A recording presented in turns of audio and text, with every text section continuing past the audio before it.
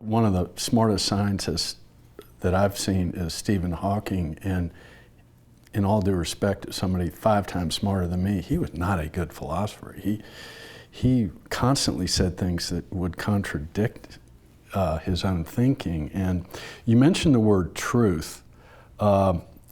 If sort of materialism is the default of culture today, relativism is the default, I think, also of culture today. It's the default moral philosophy, and it flows out of materialism, because as Dostoevsky put it, if God is dead, then all things are lawful, or all things are permissible. There are moral objectivists who are not theists. Michael Shermer, a friendly debating partner, is a moral objectivist who is an atheist or agnostic or a materialist. He doesn't believe in God. But generally, what flows from a materialistic worldview is moral relativism. And there's a reason for that philosophically, because all moral propositions involve a different tense. They're not just offered in the indicative. They don't say murder hurts people. That would be a factual statement. They say murder is wrong, okay, or you ought not to murder. What does ought imply? Well, ought implies that there is some standard above us all to which we can appeal that will allow us to adjudicate the rightness or wrongness of an action. So when you use the word ought, you're necessarily implying the existence of a standard of right and wrong. And theism, I think, can give an account of what that standard is. It's an expression of God's moral law, which is an expression of his design for human flourishing. The moral law was given to help us flourish in accord with the way he designed us to work best.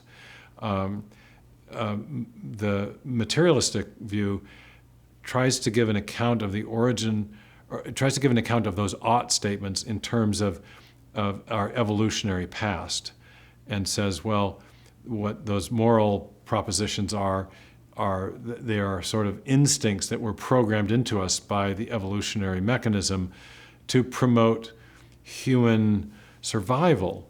But once you know that that's all the evolution, all the moral propositions are, and that you're not actually accountable to anyone, first of all, to act a certain way, but that if those moral instincts, as they're rendered in materialism, are just instincts programmed into us to help us survive, if you discover that there's a certain course of action that may violate those moral principles, but which promote your own survival, or the survival or proliferation of your offspring, then you really have no reason to any longer acknowledge and respect those moral principles. And so, as one moral philosopher has put it, that the evolutionary account of morality does not withstand its own exposure.